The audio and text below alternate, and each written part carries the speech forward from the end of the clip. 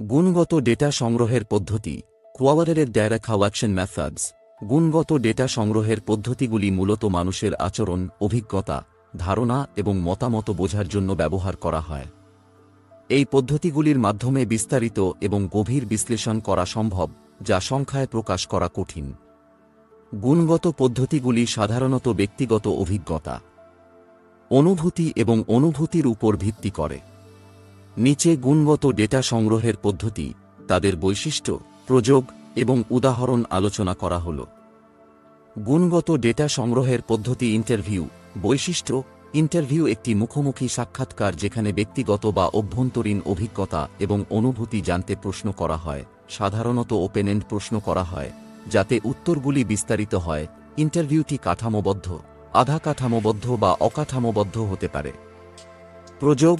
সামাজিক গবেষণা, মনোবিজ্ঞানের গবেষণা, গুণগত গবেষণা, কর্মচারী বা গ্রাহক ফিডব্যাক সংগ্রহ, সামাজিক বা সাংস্কৃতিক মূল্যায়ন। উদাহরণ: একটি গুণগত গবেষণায় শিক্ষকরা শিক্ষার্থীদের পঠন অভিজ্ঞতা সম্পর্কে বিস্তারিতভাবে কথা বলছেন।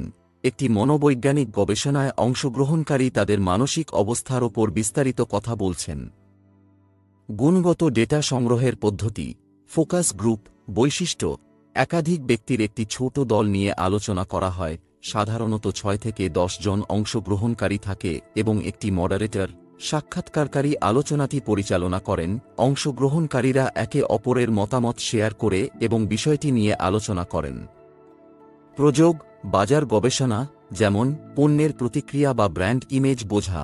সমাজবিজ্ঞানের গবেষণা, যেমন সামাজিক প্রভাব বা মনোভাব বিশ্লেষণ। উদাহরণ: নতুন একটি পণ্য বা সেবার প্রতি গ্রাহকদের মতামত জানতে একটি ফোকাস গ্রুপ আলোচনা করা। একটি সামাজিক সমস্যা নিয়ে তরুণদের মধ্যে একটি ফোকাস গ্রুপ আলোচনায় অংশগ্রহণ করা। গুণগত ডেটা সংগ্রহের পদ্ধতি। অবজারভেশন। বৈশিষ্ট্য: গবেষকরা পরিবেশ বা পরিস্থিতি পর্যবেক্ষণ করে তথ্য সংগ্রহ করেন, কিন্তু নিজেদের উপস্থিতি বা আচরণে কোনো হস্তক্ষেপ করেন না। এটি স্বাভাবিকভাবে ঘটে এমন পরিস্থিতিতে মানুষের আচরণ নিরীক্ষণ করে। দুটি প্রধান ধরন: অংশগ্রহণমূলক, গবেষক অংশগ্রহণ করেন, এবং নন পার্টিসিপেন্ট, গবেষক শুধু পর্যবেক্ষণ করেন। প্রয়োগ। মানব আচরণ গবেষণা, শিক্ষা বা শ্রেণী কক্ষে ছাত্রদের আচরণ পর্যবেক্ষণ।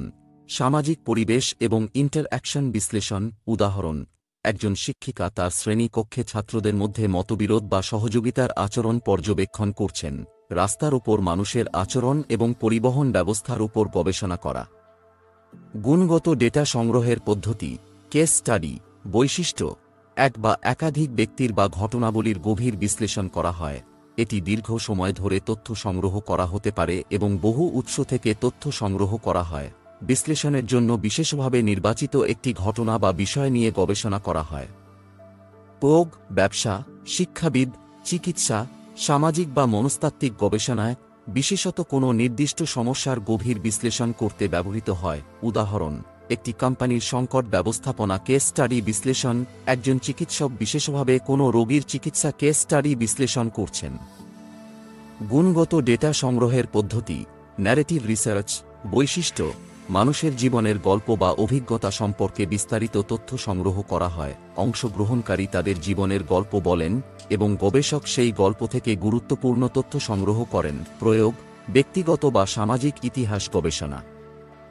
মানসিক স্বাস্থ্য, শিক্ষাগত বা সাংস্কৃতিক গবেষণা। উদাহরণ: একজন ব্যক্তির জীবনের গল্প সংগ্রহ করে তাদের সাফল্য এবং ব্যর্থতা সম্পর্কে বিশ্লেষণ করা। শিক্ষার্থীদের শিক্ষাগত অভিজ্ঞতা সম্পর্কিত ন্যারেটিভ বিশ্লেষণ।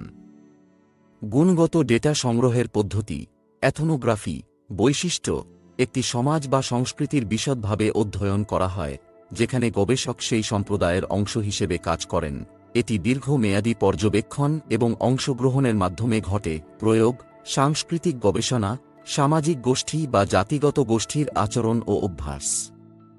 জনগণের আচার-আচরণ এবং তাদের সমাজে চলমান অভ্যাস বিশ্লেষণ। উদাহরণ: একটি আদিবাসী সম্প্রদায়ের জীবনযাত্রা এবং বিশ্বাস সম্পর্কে গবেষণা। একটি শহরের নগর জীবনের মূল্যায়ন। গুণগত ডেটা সংগ্রহের পদ্ধতি। Grounded theory. বৈশিষ্ট্য: এটি একটি নির্দিষ্ট থিওরি বা ধারণা তৈরি করার জন্য তথ্য সংগ্রহ এবং বিশ্লেষণ করা হয়। তথ্য সরাসরি ডেটা থেকে উদ্ভূত হয় এবং থিওরি উদ্ভবের মাধ্যমে নতুন ধারণা তৈরি করা হয়। প্রয়োগ। নতুন ধারণা বা তত্ত্ব তৈরি করতে গুণগত গবেষণা। ব্যবসা, মনোবিজ্ঞান এবং সমাজবিজ্ঞান ক্ষেত্রে গবেষণা, উদাহরণ, গ্রাহক সন্তুষ্টি এবং ব্র্যান্ড লয়্যালটির জন্য একটি নতুন তত্ত্ব তৈরি করা। একজন মনোবিজ্ঞানী লোকের মানসিক সমস্যার প্রেক্ষিতে একটি নতুন থিওরি তৈরি করছেন। গুণগত ডেটা সংগ্রহের পদ্ধতি, কন্টেন্ট অ্যানালাইসিস, বৈশিষ্ট্য, কোনো লেখা, বক্তৃতা, ভিডিও বা অন্যান্য মিডিয়া উপাদান থেকে থিম বা প্যাটার্ন বের করা হয়। এটি একটি গুণগত বিশ্লেষণ পদ্ধতি যা কন্টেন্টের মধ্যে তথ্য ও অর্থ খোঁজে। প্রয়োগ, মিডিয়া গবেষণা, সামাজিক মিডিয়া বিশ্লেষণ। ব্র্যান্ড স্টাডি বা বিপণন গবেষণা, উদাহরণ, সংবাদপত্রের খবরের মধ্যে একটি বিশেষ রাজনৈতিক বা সামাজিক থিম খুঁজে বের করা। টেলিভিশন বিজ্ঞাপনের মাধ্যমে সোসাইটির মনোভাব বিশ্লেষণ করা। সারাংশ, গুণগত ডেটা সংগ্রহের পদ্ধতিগুলি মানুষের অভিজ্ঞতা, বিশ্বাস, মানসিকতা এবং আচরণকে গভীরভাবে বোঝার জন্য ব্যবহৃত হয়। এগুলি সংখ্যায় প্রকাশ করা কঠিন, কিন্তু মানুষের জীবন এবং সমাজ সম্পর্কে বর্ণনামূলক তথ্য প্রদান করে, যা পরবর্তী পর্যায়ে বিশ্লেষণ এবং থিওরি নির্মাণে সহায়ক হতে পারে।